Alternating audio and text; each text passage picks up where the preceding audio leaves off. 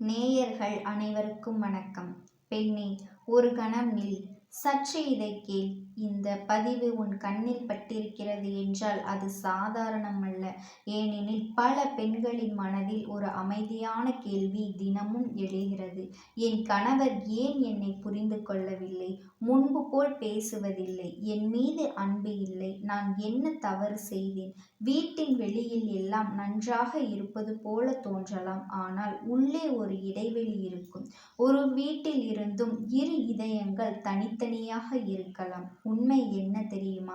கணவன் மனைவி உறவு பெரிய சண்டையால் உடையாது, சிறிய புறக்கணிப்பால் மெதுவாக தளர்கிறது. ஆனால் இங்கே ஒரு முக்கியமான உண்மை இருக்கிறது. ஒரு ஆணை கோபத்தால் மாற்ற முடியாது, கண்ணீரால் கட்டுப்படுத்த முடியாது, சண்டையால் ஜெயிக்க முடியாது.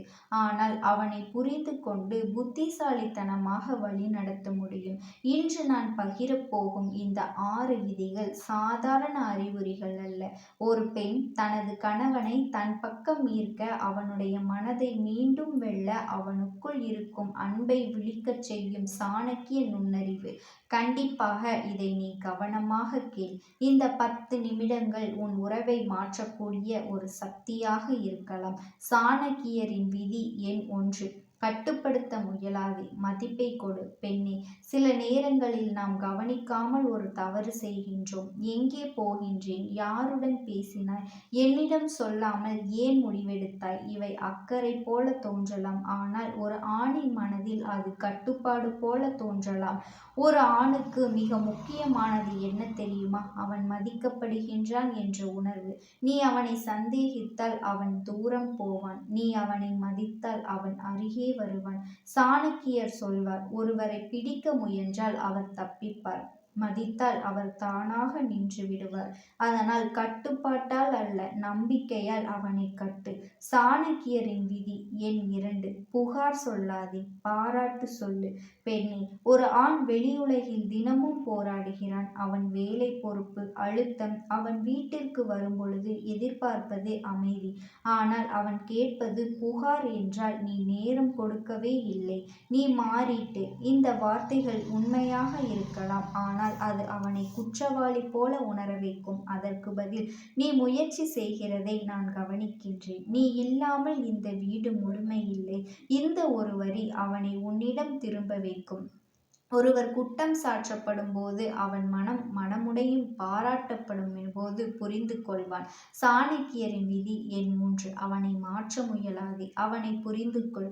பெண்ணே, நீ இப்படித்தான் இருக்க வேண்டும், இப்படித்தான் பேச வேண்டும். இந்த வார்த்தைகள் அன்பாக இருந்தாலும் அவனுக்கு அது ஏற்றுக்கொள்ளப்படாத ஒரு உணர்வை தரும். ஒரு ஆண் ஏற்றுக்கொள்ளப்பட விரும்புகின்றான். அவன் குறைகளோடு கூட நீ அவனை மாற்ற முயன்றால் அவன் அதை எதிர்பார்ப்பான்.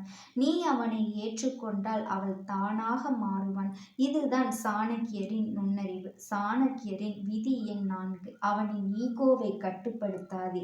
பெண்ணே, ஒரு ஆணின் மிக நெகிழ்வான பகுதி அவன் மரியாதை. அவன் தவறு செய்தாலும் அதை பிறர் முன் சுட்டி காட்டாதே. வெளியில் அவனை மதித்தால் அவன் உள்ளத்தில் உன்னை உயர்த்துவான். சாணக்கியர் சொல்வார், மனிதனை வெல்ல வேண்டும் என்றால் அவனினுடைய பலத்தை தாக்காதே, அவனினுடைய மரியாதையை காக்க உதவு. நீ அவனினுடைய பக்கம் நின்றால் அவன் உலகத்தையே எதிர்த்து உன் பின் நிற்பான். விதி எண் 5: கோபத்தை தவிர்த்து நேரத்தை தேர்வு செய். பெண்ணே, கோபத்தின் நேரத்தில் பேசும் வார்த்தைகள் உறவை உண்டாக்கும். ஒரு ஆண் கோபமாக இருக்கும்போது அவன் கேட்க மாட்டான். ஆனால் அமைதியான நேரத்தில் பேசினால் அவன் சிந்திப்பான்.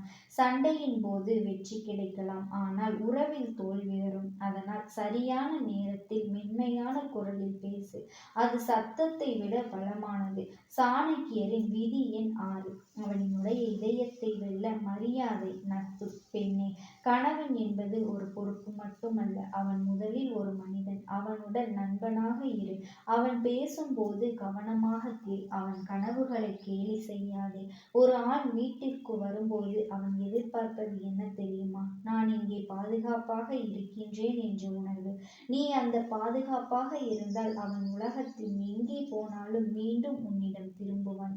பெண்ணே, உறவில் பெரிய பிரச்சனைகள் ஒரே நாளில் உருவாகாது. அவை பேசப்படாத உணர்ச்சிகளிலிருந்து உருவாகும். சில நேரங்களில் நீ கோபப்படுவதற்கான காரணம் அவன் செய்த தவறு அல்ல, நீ எதிர்பார்த்த இடம் கிடைக்காதது. சில நேரங்களில் அவன் அமைதியாக இருப்பதற்கான காரணம் உன்னிடம் அன்பு குறைந்ததல்ல, அவன் சொன்னால் புரியாது என்று நினைப்பது. ஒரு ஆண் ஏன் தூரம் போகின்றான் தெரியுமா? அவனை யாரும் மதிக்கவில்லை என்று உணர்ந்தால், அவனினுடைய முயற்சிகள் கணக்கில் எடுக்கப்படவில்லை என்று உணர்ந்தால், அவன் சொன்ன சொல்வதற்கு முன்னரே தீர்ப்பு வழங்கப்பட்டால் அவன் வாதம் செய்ய மாட்டான், அவை சண்டை போட மாட்டான், அவன் அமைதியாகி போவான். அந்த அமைதிதான் உறவில் மிக ஆபத்தான சத்தம். பெண்ணே, ஒரு உறவில் சக்தி யாரிடம் இருக்கிறது தெரியுமா? அதிகமாக பேசுபவரிடம் இல்ல, அதிகமாக புரிந்து கொள்பவரிடம். நீ அவனை மாற்ற முயற்சிக்கும் பொழுது நீ எதிரியாக மாறுகின்றாய். அவனை புரிந்து கொள்ள முயற்சிக்கும் பொழுது நீ அவனினுடைய பாதுகாப்பாக மாறுகின்றாய். ஒரு ஆண் வெளியில் உலகத்தை எதிர்கொள்கின்றான், ஆனால் வீட்டில் அவன் எதிர்கொள்ள விரும்புவது அன்பு மட்டுமே. அவனிடம் தவறுகள் இருக்கலாம், அவனிடம் ஈகோ இருக்கலாம், ஆனால் அவன் உள்ளே ஒரு குழந்தை மனம் இருக்கின்றது. பெண்ணை, உறவில் ஜெயிக்க நினைத்தால் ஒரு நாள் தனியாக நிற்க நேரிடும், ஆனால் உறவை காக்க நினைத்தால் நீ இருவரையும் உயர்த்துவாய். இன்று நான் சொன்ன சாணக்கியரின் 6 விதிகள் ஒரு ஆணை கட்டுப்படுத்த கற்றுத்தராது. அவன் மனதில் இருக்கும் பயம், ஈகோ, அழுத்தம், சொல்லாத காரியங்கள், அவற்றை புரிந்து கொண்டு அவனை மெதுவாக உன் பக்கம் திருப்ப வைக்கும் ஒரு நுண்ணறிவு. இந்த விதிகள் காதல் வசனம் அல்ல, மனவியல் விதிகள்.